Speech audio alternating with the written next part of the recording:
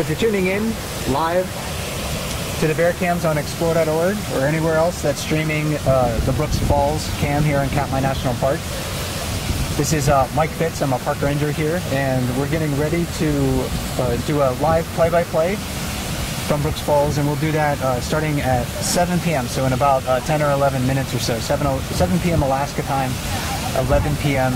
Eastern time. Ranger Dave's here to join me, and we're going to narrate the bear activity at Brooks Falls, tell you about the individuals that we see and how they interact with one another, and try to just highlight a lot of the interesting things that we see here this evening. So keep your fingers crossed for some interesting bear activity and behavior, and we'll join you at 11 o'clock Eastern time, 7 p.m. Alaska time.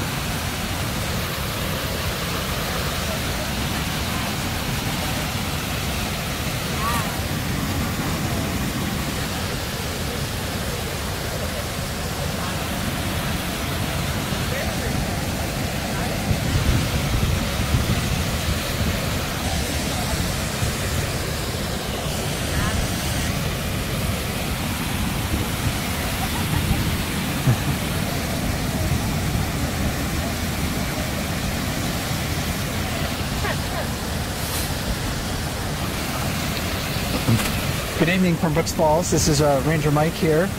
And if you're joining us live on the Bear Cam on explore.org or anywhere where the Bear Cam is streaming, in about 5 minutes at 7 p.m. Alaska time, 11 p.m. Eastern time, we're going to be doing a live play-by-play here from Brooks Falls. Ranger Dave and I will be joining you. We are going to narrate the bear activity that you see here at Brooks River. So please join us for that. We'll be going live in 5 minutes.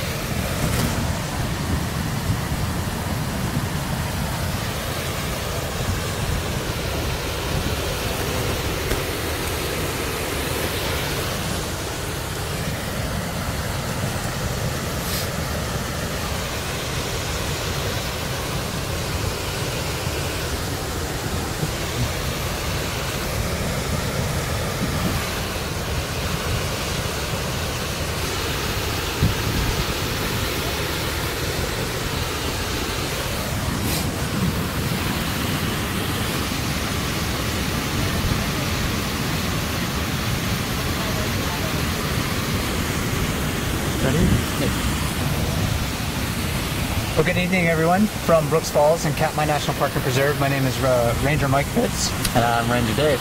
And this evening, for about the next hour or so, we're going to be doing a live play-by-play here from Brooks Falls. So if you're not familiar with this location, we are in the middle of Katmai National Park on the Alaska Peninsula. We're about 300 miles southwest of Anchorage, Alaska. And you are watching one of the most famous sort of scenes in the whole national park system in the United States. Brown bears fishing for salmon at Brooks Falls. So this evening we won't be necessarily answering your questions directly. We won't be monitoring the chat on explore.org, but we will try to talk a lot about the behavior that you're seeing on the cams. We're going to try to talk to you about the individual bears that you happen to see here, and hopefully we'll get to see some interesting activity and see some really cool stuff. So I'm excited for tonight. And I think Dave is too. He's been looking forward to our first play-by-play. We've gotten a couple live chats under our belts, and this has been something I've been excited to try out. So I'm glad to have Mike here with me to kind of show me the ropes on the first one. Yeah. So, and then continuing throughout the rest of the month as well. So we're glad you can join us tonight, and we won't necessarily be talking the whole time. There will definitely be moments of silence, so if you hear our voices go quiet, we just want to let you listen to the sound of the birds that are here. So we'll do our best to narrate the activity. As when we started the broadcast, we actually were looking at 747 and how he looks like he's kind of sulking over there on the far side. So let me zoom the cam in on him, and we'll take a look.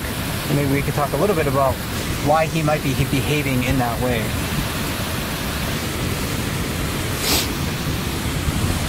So if you're not familiar with the bear that's sitting over 747, he's one of the most dominant bears on the river. The one behind him is an adult female, and 747 is sitting there. He does it, you know, of course, when he's alone as well, but it seems like he might be sitting there right now because the most dominant bear on the river actually displaced him shortly before we went live for the broadcast here. And the one that did that is number 856, and he's in the jacuzzi fishing right now. Up the falls. And Dave, we've been seeing both of these bears interacting with each other quite a bit this year. I was very interested to see if 747 could successfully challenge 856, but all the evidence that I've seen so far suggests that 856 is going to remain kind of on the top of the hierarchy. Yeah, it seems like they've kind of scrapped a couple times already this year, and it's been fairly one-sided from what I've gathered. Yeah, the interactions that I've seen, definitely 747 was subordinate in both of those. One of the first interactions that I saw last week between these two bears, 856 was the clear victor. Bears interact with one another through a lot of body postures, vocalizations. They don't often come to blows, but that certainly does happen, and it happened when they were first interacting with each other last week, and it wasn't like a prolonged fight. It was really only a few seconds or so, but definitely that was enough for 747 to yield and be reminded, hey, this is definitely not you know, a bear that I want to tangle with for the rest of the year. So anytime 856 has challenged him since then, he has easily yielded his spot. In fact, when 856 walked up about 6:30 or so, when 747 was in the jacuzzi, the 747 just looked at him and walked away. He didn't even put up a challenge at all. A lot of times I think when people think about brown bears acting aggressive towards each other, the first thing we think of is a big, just all-out, blow-for-blow fight, and that really doesn't happen too often. We get a lot of this other behavior that really kind of saves their skin, because if they were to fight physically every time they needed to settle a dispute over dominance or over a female or over a fishing spot, these bears wouldn't last very long. Exactly, yeah. The vocalizations that they make, the posturing, that's really all to make sure that they don't get injured. Because even if you're a big bear and you attack a small bear, you still risk some significant injury. So yeah, it really is to save their own skin. That's a great way of putting it. And when these bears are walking around, you see a lot of wounds on them, especially on the adult males. So if one of these bears, actually that's on the far side right now, comes a little bit closer, we might be able to talk about some of those fresh wounds that he has on him, courtesy of 747 actually. So these two bears we're looking at now, like you said, 747, definitely one of the most dominant bears on the river, but I think it's been safe to say in the past, and as it's playing out this year, 856 seems like he's going to remain the most dominant on the river. I think that's the case. There's one other bear that kind of rivals 747 and 856 in size, and he also yields to 856 consistently. So I don't really know how long a bear that's on top of the hierarchy really lasts on top of the hierarchy. I think if he, hits it at the right time where, the other bears really can't challenge him, there's no younger bear that comes up immediately and pushes him out, then he can have a long reign up there at the top. There was a bear here for a number of years who, number 24, BB, who was really almost at the top of the hierarchy for perhaps a decade. He was at least noted in the late 1990s as being a very dominant bear. And he was very dominant really even through the year 2007.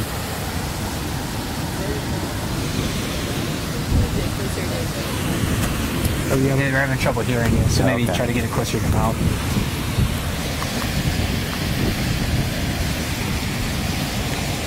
So maybe we'll take a look around the river right now. The bears at the falls are kind of stationary, waiting for salmon to come to them.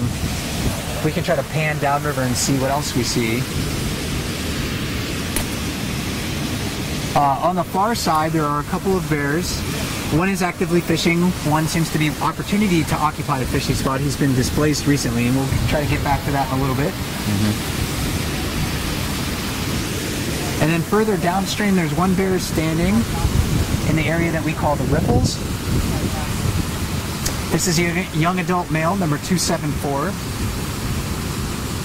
And Dave, you mentioned this is the first time that you saw 274? This is to my knowledge. Of course, there's been plenty of bears that I've seen that I haven't been able to identify, so it's possible that he strolled by and I just couldn't get an idea on him. But yeah, to my knowledge, this is the first time I've seen this bear. And I haven't seen him on the cameras or in person yet this year until last night. So again, yeah, he certainly could have been around. We could have missed him or just mistaken him from another bear. He's very long-legged. He has a sort of a distinctive face, and I don't think our camera's going to be able to zoom in quite enough to really show you his face, but maybe he'll come up the Brooks Falls. But where he's standing, what he's doing is kind of typical for bears that can't compete very well for those best fishing spots, most preferred fishing spots up at Brooks Falls. You can definitely catch a lot of fish in the riffles where he's standing, but maybe not as consistently as where you can stand up at the falls and catch fish there. Where 856 is in the jacuzzi right now, I mean, that's the most preferred fishing spot by the very dominant bears. And it pays to be big, not only so you can have access to that spot, but you kind of need to be a big bear to sit in the jacuzzi for an extended period of time. For one thing, you need to be big enough to withstand the current for such a long time. That would just blow us away. There's some videos of Ranger Mike walking through the water there, and it becomes really evident how strong that current is. And for another thing, the more mass you have, the more chance there will be that a fish will bump into you. You can grab it and be successful there. And also, you don't cool down nearly as rapidly. Bears are very big animals. Their surface is, kind of low compared to their volume. Right. We have a lot more surface area compared to our volume versus a bear. So they're very large animals. They sit in the water for hours at a time, and they don't necessarily cool down. I have seen bears shiver, or what looks like shivering, a few times. Usually early in the season, it's a cold day, they're not catching a lot of fish. They might come over to the bank and I've seen them shiver, but that doesn't happen very often.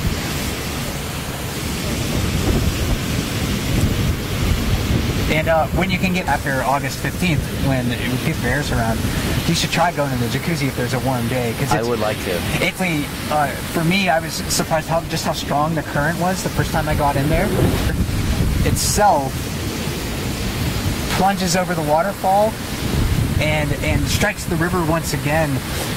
Right there, it's over my head. Yeah. And I kind of crawled along the edge of the rocks on the edge of that drop and jumped into the jacuzzi, not from the top of the falls, but just kind of at the base. And I kind of got sucked, or better, a pretty high risk of getting disoriented in that spot. And they make mistakes and they bump into the bears. So 856 sitting in there right now. He's really just waiting for salmon to run into him and make mistakes.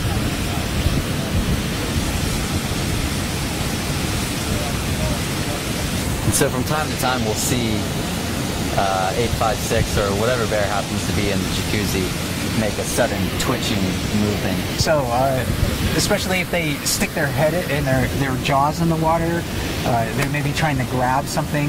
It seems like when a fish bumps into them, they either try to pin it to the bottom, right underneath them, or they'll try to pin it to their body with one of their paws or both of their paws, and then try to bite it with their mouth.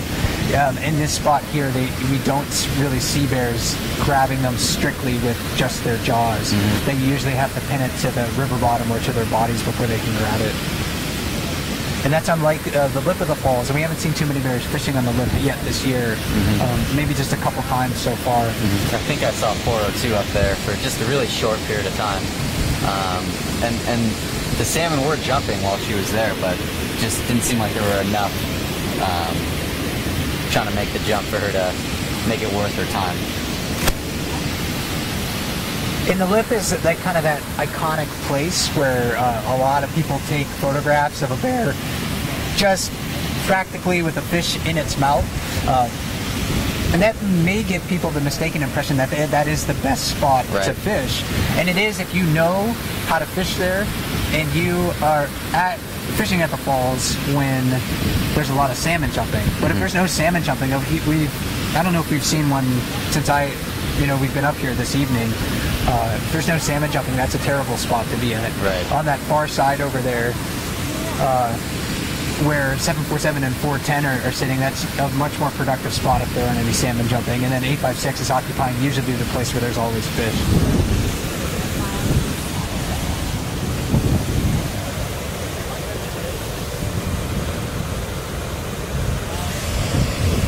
We were just talking about a bear, number 402, that does like to fish on the lip of the falls, and she's actually way downstream right now.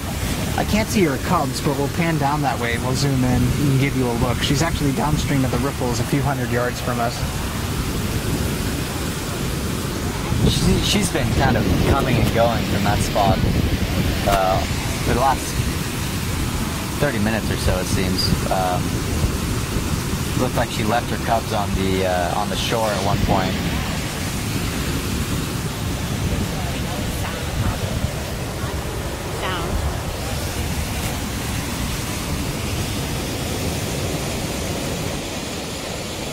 So if we're having some sound issues, please bear with us.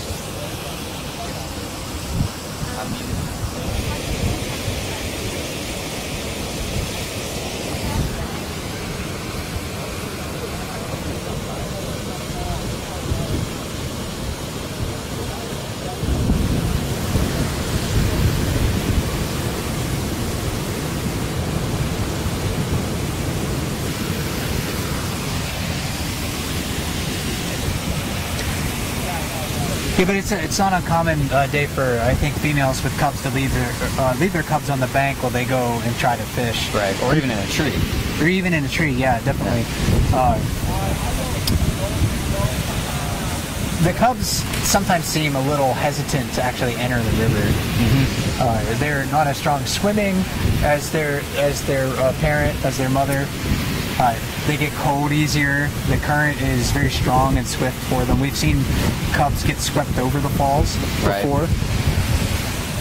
So we'll try to take another look. But she's since disappeared into the woods downstream. And all of our bears here, again, they're just biding their time, waiting for salmon to come to them.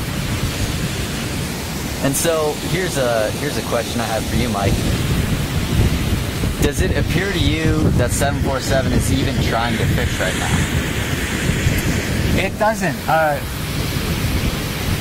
Where he's sitting, and actually you can kind of see how his butt's blocking a lot of the current, and plus that rock upstream of him is blocking a lot of the current. Yep. So that, to me, it seems like a salmon would have a real hard time trying to swim in that real shallow water that's downstream of him. So I don't really think, if he was fishing, he probably would be facing upstream into some water that's a bit stronger, where salmon would be able to navigate but still be exposed to their to the surface so the bear could see it. Right. So we'll see if 747 does get up and change positions to try to fish. But yeah, I mean, it's... Or maybe even if he was just a bit farther downstream in some deeper water where fish possibly could be. He seems like a pretty experienced at fishing. He knows what he's doing for sure. So, to me, it doesn't look like he's even trying right now. Yeah, he's certainly not in a very good spot. If he wanted to occupy a better spot, he certainly could. He could move over towards that log that's closer to us. He could, he's probably not going to challenge 856 in the jacuzzi, but he could stand up and easily displace 410 over there. Right. But there's been some indication that maybe he's been trying to court her over the past few days. He's been following her closely. But yesterday I also saw her, 747, steal a fish from her. So courting in bears is not really like in humans. They're not taking them on a dinner date and providing them food. They may follow them around and steal the food, and hope that the female is receptive to mating before another bigger bear displaces you from the area. Right.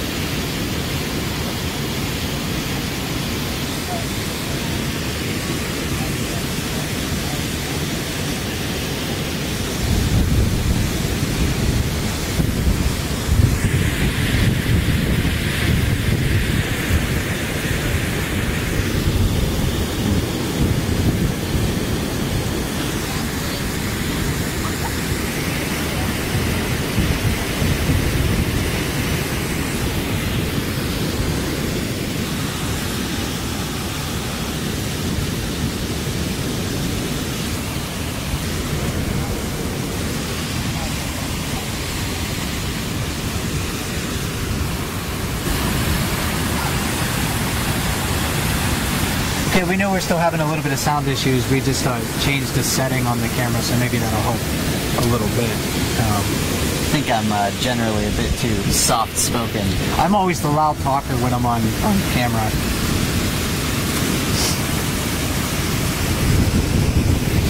So we have, we've been looking at 747. Or behind him. Nothing there. She was here since I got here, but you were here. Yeah, she was here when I got here too. I got here 6:15 or so, Alaska time. So she's been there at least an hour. I think she's been fishing at the falls much of the day. In fact, when I did walk up, she had a fish, and number 83 was chasing her, trying to take that fish from her. And then she returned quickly to the river. I don't know if she got to eat the whole thing or if 83 took it or not, because that was in the forest out of my line. It seems that 410 and 89 have been some of the more have been visiting the falls more frequently, I think, than most other bears that I've seen. Maybe that's just kind of timing on my part when I'm here. A lot of stuff that you can see, you watch one evening and you see one bear do one thing, and then the next evening you watch again and it maybe is doing something completely different. So over time, you can sometimes see those patterns, but on a day-to-day basis, maybe it's not necessarily indicative of the exact nature of them. But of course, all of these bears are individuals too, and we emphasize that a lot about how each one of these bears does something a little bit different. They have a different life history. They were raised by different females, so they had different life lessons, different challenges that they had to face. And that's why it's very interesting to watch them. 410 is a very popular bear amongst staff here at Katmai. She's been around so long. She's kind of infamous, actually. In some ways, yeah. She does tend to sleep right on the trails and make it difficult for people to get where they want to go. But what was the record last year? I heard some crazy number, like 6 hours or 7 hours. She's a master napper, that's for sure. Especially in the fall, Oh, either be if she's not sleeping on the beach or adjacent to the riverbank at the mouth of the river, she's in the river fishing down there in the fall. So her home range in September and October is so successful that one of those bears as well that is extremely habituated to the presence of people, and that probably gives her some advantages in a place like Brooks River that, when you're watching the cams, you really don't see how many people are here. Right. This place is actually crawling with people on certain days. People are allowed to fish in the river falls, and no one could be in the river between June 15th and August 15th. But you sometimes will see people fishing downstream. Bear 410 is one of those bears that will tolerate the presence of people in those fishing areas, but a lot of other bears won't do that. Here, where we're standing on the falls platform right now, the falls platform is closed at 10 p.m. and it opens at 7 a.m. and that allows some of those other bears that are not as habituated to people an opportunity to come down here and fish.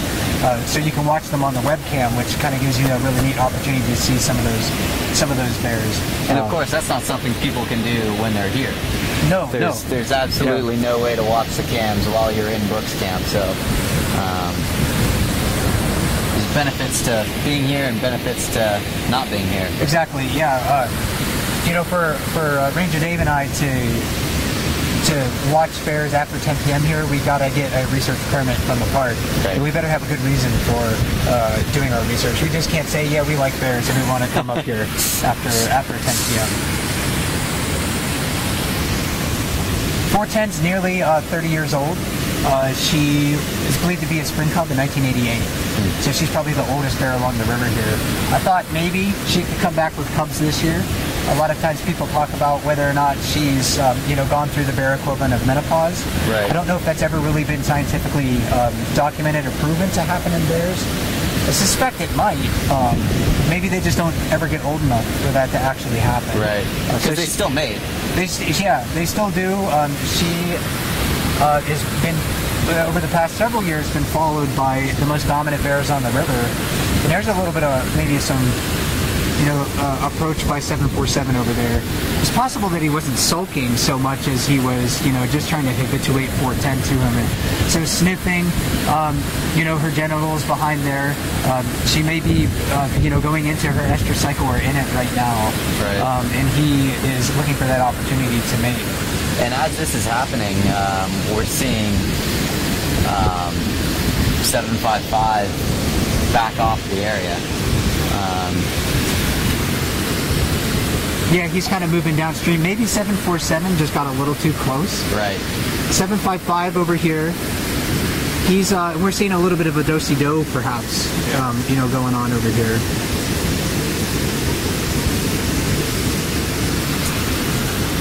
Uh, 755 is the bear that's kind of approaching the riverbank right now. He's in the right of your view. 747 is actually moving towards that area as well. 83 is in the middle. It looks like both of those bears will probably avoid 747. So 747 being more dominant, definitely a very directed approach. Doesn't seem to be wary of the other bears at all. Quite an interaction here between 83 and 755. Yeah, so it's kind of like a bottleneck going on up here. They both want to go up the hill. They don't want to be close to 747, and they don't want to be close to... They don't want to be close to each other, it looks like either, but not much of a choice. That hill's steep, too. It's not easy to climb up. Yeah, it looks almost like the wall. Yeah, it's not quite vertical, but it's certainly not something that you could easily walk on. Yeah. So yeah, I think both of those bears, 755 and number 83, moved up the hill as an avoidance, or to try to avoid 747. 747, again, being one of the most dominant bears on the river, could just waltz into that area and know, hey, I've challenged these bears before, they've yielded to me before, and I know that they're going to yield to me again, so I don't need to necessarily worry about them being aggressive towards me. And that seems like 83 may have kind of skipped around 747 because he's back down to the base of that trail.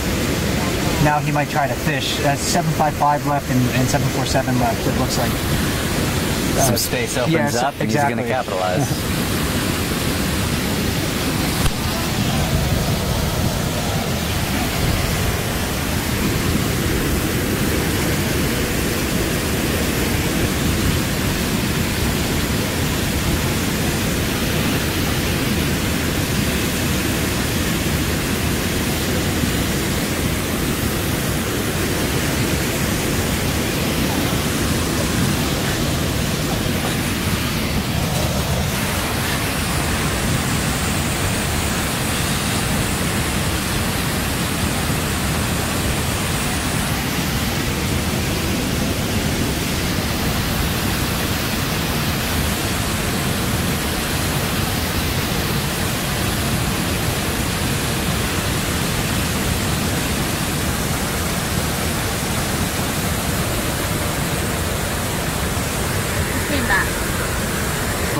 his rump wound that he had. And you had mentioned to me that was a wound that, or that he had a wound in the same area last year. Maybe this was just opened it back up. It's a slightly different spot. I was just looking at some photos this year, from this year and comparing them with photos and his rump last year. And in fact, I wrote a little bit of a just posted that on their blog. I think today. So if you 83 last year compared to this year, you can go ahead and do that. There's big open wounds on a lot of these adult males. That's something that they're going to suffer from each and every year. You know, a bear like 856 who is so large that he successfully challenges other bears really without fighting them, most of the scars. But when they start shedding, you definitely see a lot of those scars.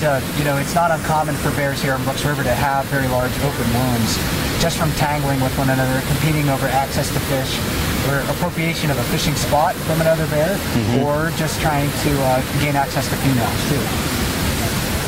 And 83 is a bear that has shown up with wounds in the past, but that doesn't necessarily mean he's a bear that likes to fight or gets into more fights than others, or that he's a bully or anything like that. No, I don't think so. I think it might be just that, you know, he just gets tangled up with the wrong bears maybe more often than not. Most of the time we don't see how the bears are injured. We can see it when it happens at Brooks Falls, maybe somewhere else along the river here. A lot of times they show up with pretty severe wounds. We have no idea why that, where that happened, exactly how it happened. Last year, for instance, 814 Alert showed up without an ear and some pretty big wounds on his face. We have no idea who did it, exactly when it happened. It was pretty fresh, it seemed like, when he arrived. Yeah, but we just don't really know the specific circumstances behind a lot of those injuries. And it really is amazing to think about how much we do see on the cams, considering that this is just a 100-yard area that we get to see, and these bears are walking all over the place. Yeah, we know a lot about what they're doing when they're here, but we get to see just kind of a small glimpse into their lives. Right.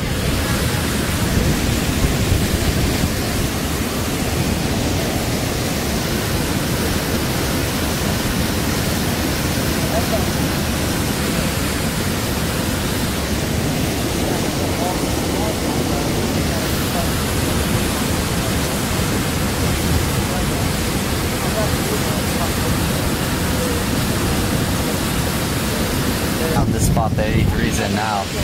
From what I've seen, the fish to the ground as much as they right up. Yeah, on that far side over there, that's a lot of pouncing, you know, on the fish, grabbing it with your jaws, grabbing it with your paws if you can. There, you know, 83, he may look kind of, maybe he's, you know, he looks almost complacent in a sense. There's a very famous bear cam bear who I know a lot of people are eager to see, number 4, A.B. Otis. Myself included. And he hasn't shown up yet, but he's pretty successful in that far pull over there. And sometimes he'll sit there and he'll look like he is not doing anything at all, but he's a very, very focused individual when he's hasn't fallen asleep in that spot, but sometimes it looks like it's happened. But the bears, their reflexes or reactions seem to be extremely quick. So the water over there is pretty shallow. I probably could stand where 83 is with just some cap-high rubber boots and not get my feet wet in that spot if I was careful. So he's waiting for a salmon just to swim right in front of him in that spot, and he can just pounce right on it.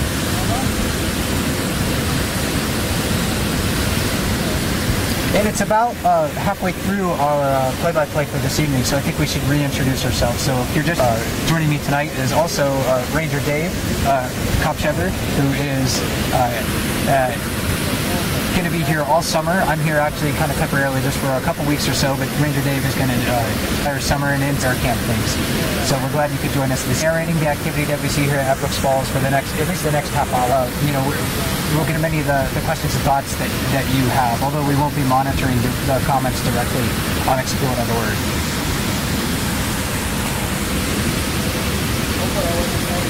We're also standing on the public viewing platforms here at Brooks Falls. So if you do hear voices in the background, there are many other people standing here just doing some bear watching with us.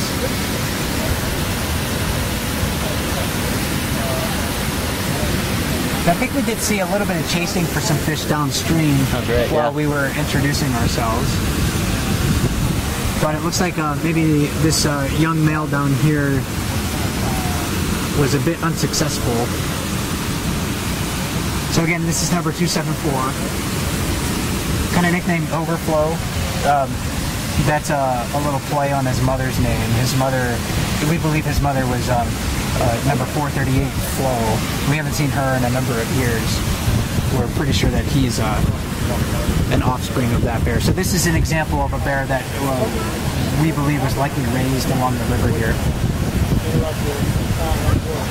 Many times those young bears that are emancipated from their mother, they end up dispersing to different areas. Sometimes they come back to Brooks River, sometimes they don't. But in this instance, it seems to be one of those bears. And we have another bear kind of coming into the foreground here. Kind of in front of 274 there. And this is what she had been nursing. I don't see a cub though with her.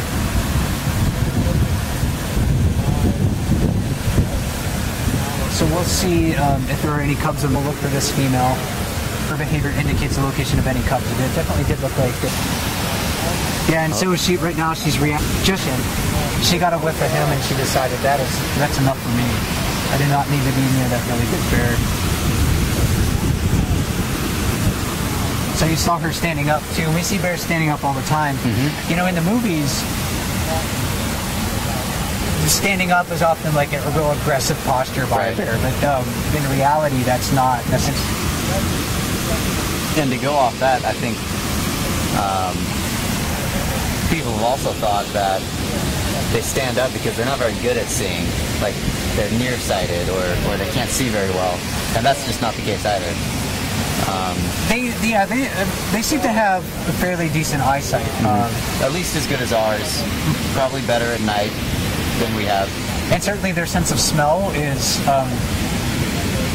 far superior to most mammals, including bloodhounds. We can't quite imagine their other sense to human. Just like we rely on our sight to walk around and find things, they rely on their sense of smell to find things and to get around. And of course, if I walked on all fours too, and I was kind of wondering what was, on the other side of the grass, I probably would stand up and take a look as well. So I don't think that's necessarily an indication that they don't see very well. They probably just want to see something better, and by standing up, you can do that. And coming down to the falls right now, standing on the rock, is another young adult male here. He's actually getting to that age where we can almost call him a mature adult male. And maybe we should start calling him that. And this is number 89 Backpack. Another bear raised along the river here. It's one of the few bears that is fairly recognizable as a subadult bear. One of those bears that's independent of their parents but not quite fully mature. So he's 10 years old, about this year, from a 2006 litter.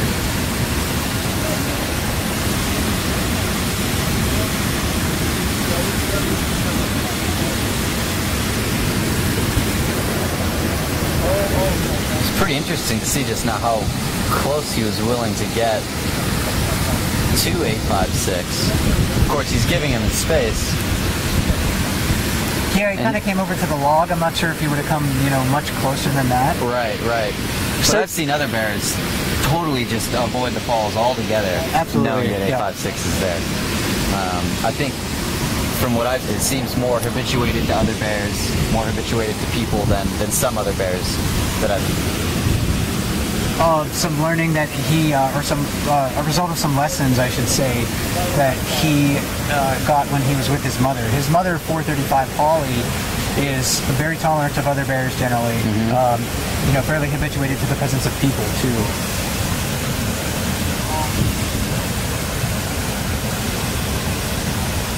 So it looks like he might make his way down to the riffles. He's also fairly familiar. We've seen him play with 274, who's also down there. And they may just avoid one another. They may play. They may 89 may displace 274, vice versa.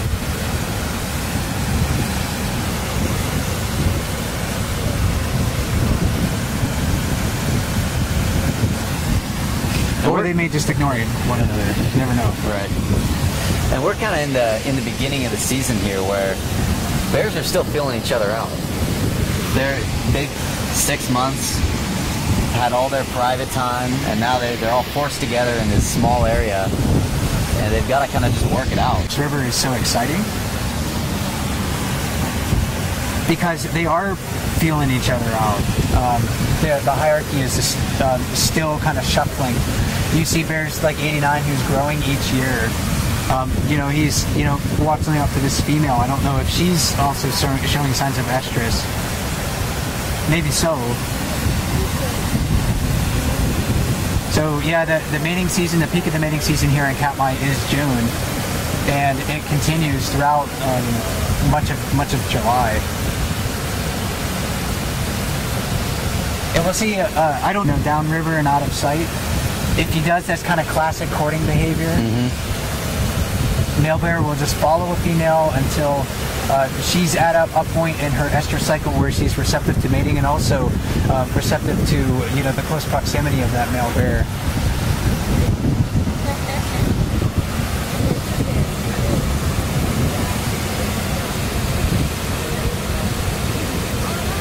So this is definitely a time of the year not only where we get to see a lot of the very interesting competition that happens between individual bears, but also the competition that leads to successful reproduction. This is also the time of the year where they're getting really their first high energy meals since last October when they went to their dens. They've been losing weight up until this point in time. So we're seeing a lot of behaviors that equate to not only how they compete with one another, but also that equal reproductive survival and just survival of individuals overall.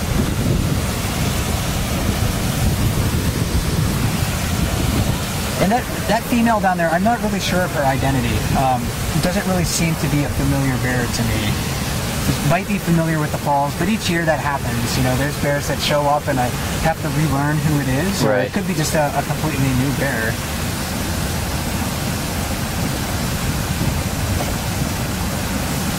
And they do change quite a bit from year to year as they grow older and through the season as they shed. They may develop different scars each year. So we're constantly having to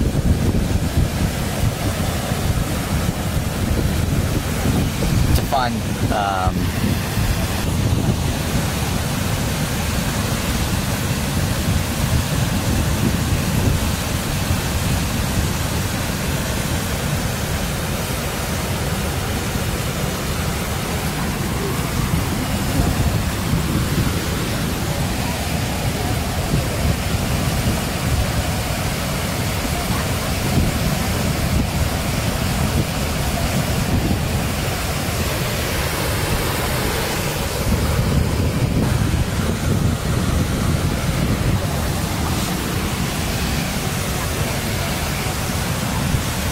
Since we started seeing any bears, so there probably is not a whole lot of salmon in the river at this moment. They move in pulses, so you have to be patient if you're a bear. I mean, that's one of the characteristics I think you can sort of ascribe to bears is patience. They definitely have it. They'll sit there for hours and hours in the cold water waiting for the food to come to them. Mm-hmm.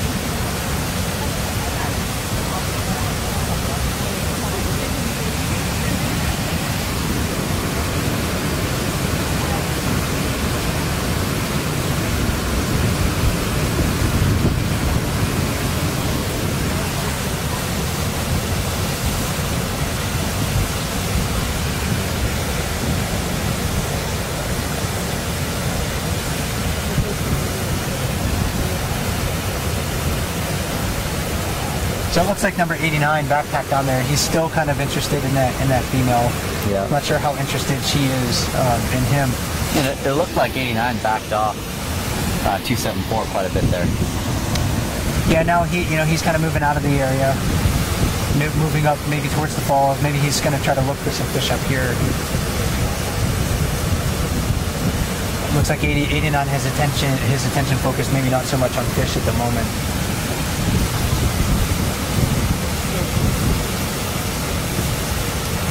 He's at an age too where he can start to compete for access to females. You know, younger adult males, you know, they kind of reach sexual maturity, you know, 5-6 years of age or so, but that doesn't mean they're going to be able to females, because there's a lot of bigger bears out there that are going to challenge you for that opportunity.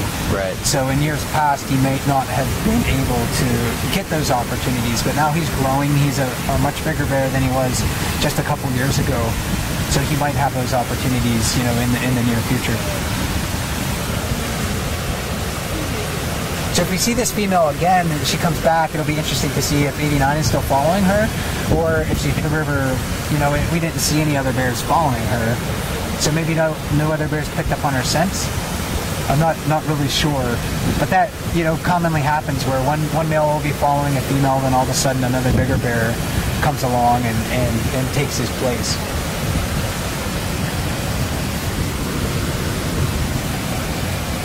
And like you said, it's physically possible for these younger bears to be mating, but it might not be a good idea. They could get pushed off pretty violently by a bigger male. It could end pretty badly for them.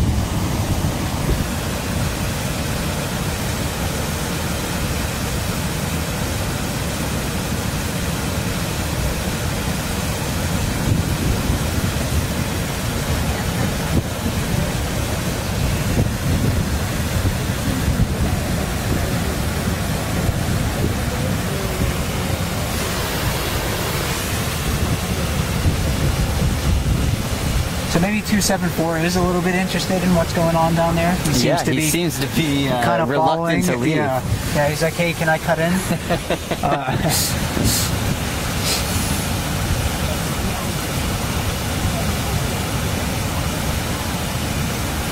You know, but 89, you know, for a young male, he does seem to be fairly tolerant of a lot of other bears, so he doesn't seem to be actively really chasing them off.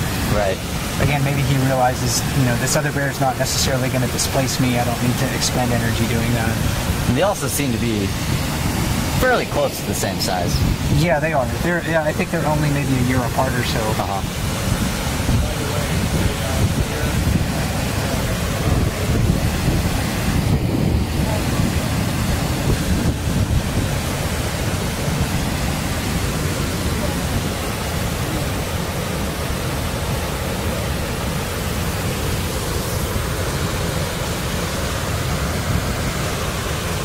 While we're, you know, looking at the courtship downstream here at the falls, just to give you an update on there, no bears are catching any fish there. They're still doing their thing. They're still standing, sitting, and waiting, being very patient.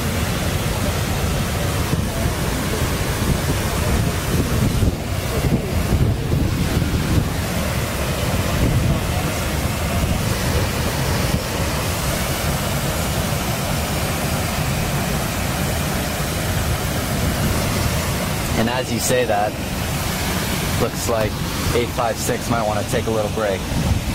Yeah, he's out of the water, standing on the island. He's you know, head up like that. Can't really see his nostrils, but I bet his nostrils are flared, sniffing the air. I'm not really sure what it caught his attention, but it seems like it was something. Now maybe he's going to move back into the jacuzzi.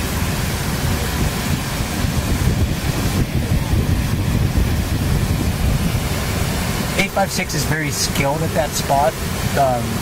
All of these places, we talk about this frequently. All of these places, bears have to learn how to fish. They can't. They have, you know, the tools and the instincts that allow them to catch fish, but they still have to learn how to do it. They do it by watching their mothers, by watching other bears, and practicing themselves. If you see a young bear that comes to the lip of the falls and tries to fish that spot, they're not very good at it at first. Last year even, a mature bear that we had never seen come to Brooks Falls in July, number 775, Lefty, right. He came to the falls. It didn't seem like he knew how to fish at Brooks Falls. He would steal fish. He even jumped off of the falls a couple times, looking like he was trying to pounce on fish. But we never, you know, we never saw him here in July. So his behavior really indicated that, one, he was very hungry, and that, two, he wasn't really sure how to fish at Brooks Falls. But very quickly he settled into a rhythm and learned how to fish the lip. Did a little bit of less fish stealing after that and was catching fish quite successfully. Of course, that's how really everybody learns, right? You just try all the things that you can. Yeah, try it all. See what works best for you. You don't succeed, trying again. Right. That's another really fascinating thing about bears to me, is that they are incredibly smart animals.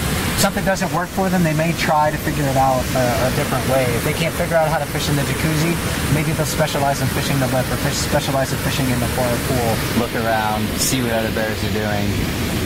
Try out something different. A lot of people will say that, and I tend to agree with this, that they're just as smart as domestic dogs. So they can be trained to do certain things. We know, bears have been trained to ride bicycles in circuses. We know. Captive bears can be taught a lot of different lessons, and wild bears are being stimulated all the time by watching other bears, competing with other bears, trying to figure out the best way to gather food and raise their offspring.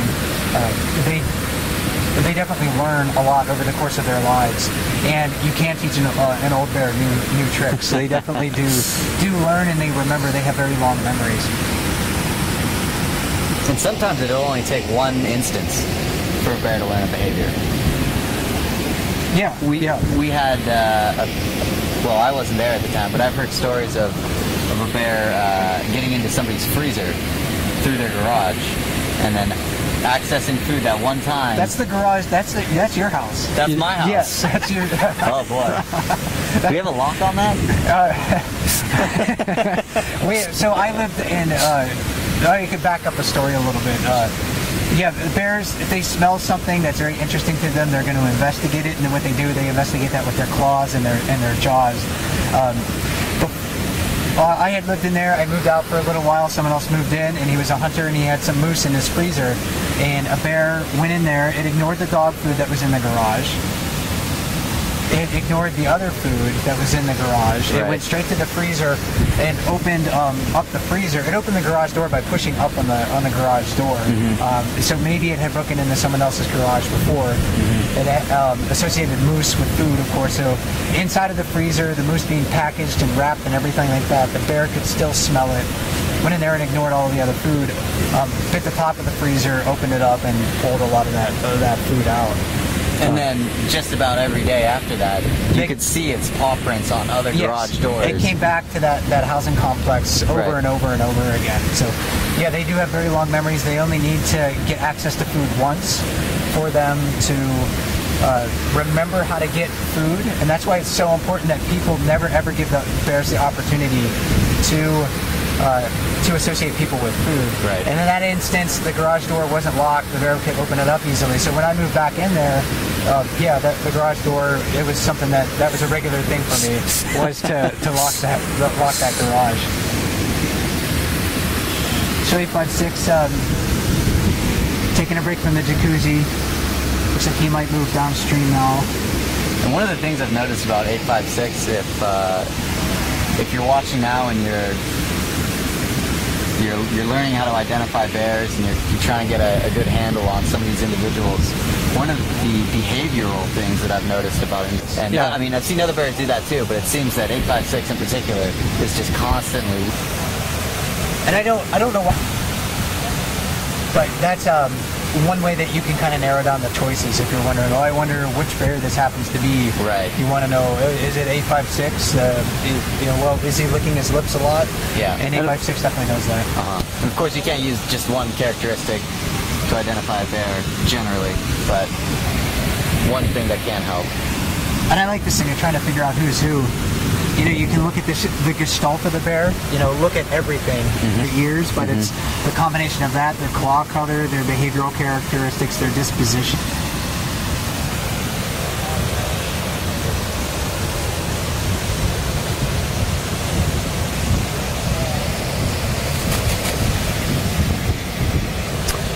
So 856, he's on the island here. I'm not sure if he's investigating anything or not.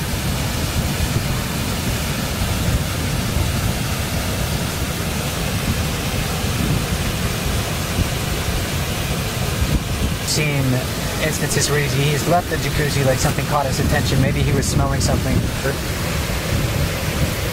No, he's moving. I wonder if when she came by closer to him, he was more intent on fishing and his sense smelled her and yeah, maybe the wind wasn't in the right direction either, and right. She couldn't catch her scent.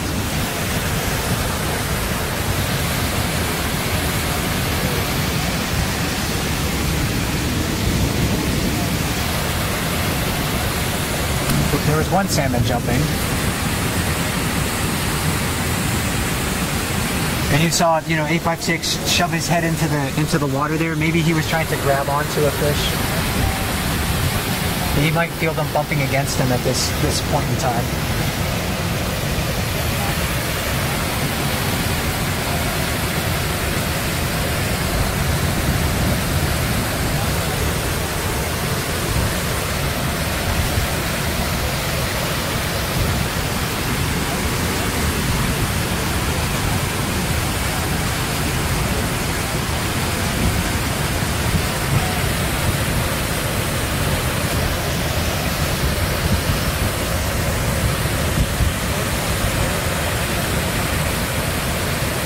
And the only other bear fishing at the falls right now is still 410.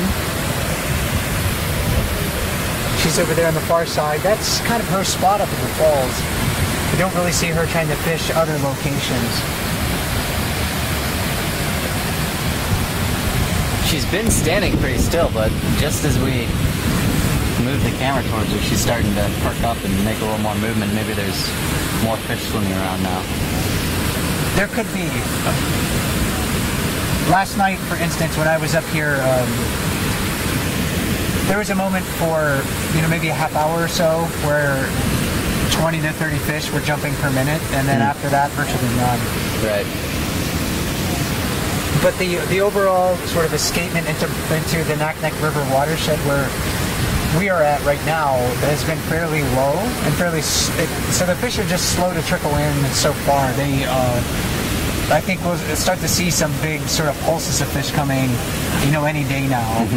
But we haven't quite seen that yet. Other drainages in the Bristol Bay area here in Alaska have been seeing, larger numbers of fish move into their rivers and streams. But it doesn't seem like that's quite happened here yet. So I think it's just a matter of time. So I think when we look on Department of Fish and Game, we saw it was about 56,000 for Naknek River, and that'll get up to close to 1 million. Correct? Yeah. At a minimum, almost. Right. Yeah. Last year, I think it was over 2 million fish. Which was a particularly big year. Yes. Yeah, there was a lot of fish that came back. It was a very big run, well above average. And this year is forecasted to be above average too. So we're just at the beginning of that. Right. And like Dave and I said in the live chat yesterday, if we get 1 million fish in the Naknek River, Brooks River gets about 20% of those, so we can have about 200,000 fish moving into Brooks River. Most of those trying to jump beyond Brooks Falls and go to their tributaries off of Lake Brooks, which this river gets its water from.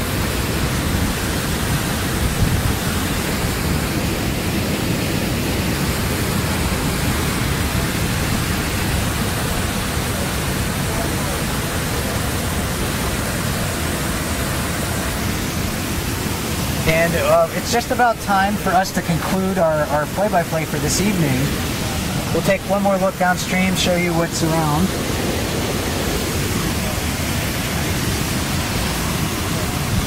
Two bears at the falls, two bears downstream here. We haven't seen the bear that's kind of closest to the right side of the bank here yet this evening. This is a new one for us this evening. It looks like number 151 Walker, who's another young adult male, looking for access to the best fishing spots, learning how to do that, learning how to compete with other bears. So it's very interesting to watch the real dominant bears, but it's also interesting to watch these younger bears as they age and see how they can, find a place within the hierarchy, find a place to catch fish and survive. For me, this is another bear that I've heard reports of, but I have not yet seen. So this is one more exciting moment for me. Yeah, I recognize him. He has kind of dark eye rings. And he has a very pointed muzzle. The shield seems shorter also.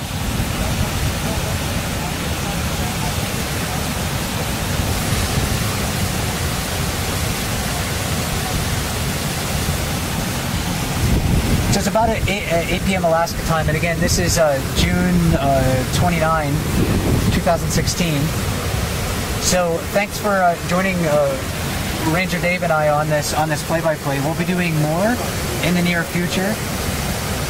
So please check in with explore.org in the comments, and on Katmai's Facebook page and on our Twitter feed, and we'll be advertising future live cam events in the near future. Dave and I will be on camera. You'll see Ranger Daniel as well from time to time on camera. But when you're watching the falls, you're watching the bears here again. Think about how they're competing with one another, how that competition leads to their ability to reproduce and survive over time. Watching the bears like we see tonight, they haven't caught a fish in an hour. We haven't seen any fish really caught in an hour. But it really, again, also demonstrates their patience. And how that does pay off over time.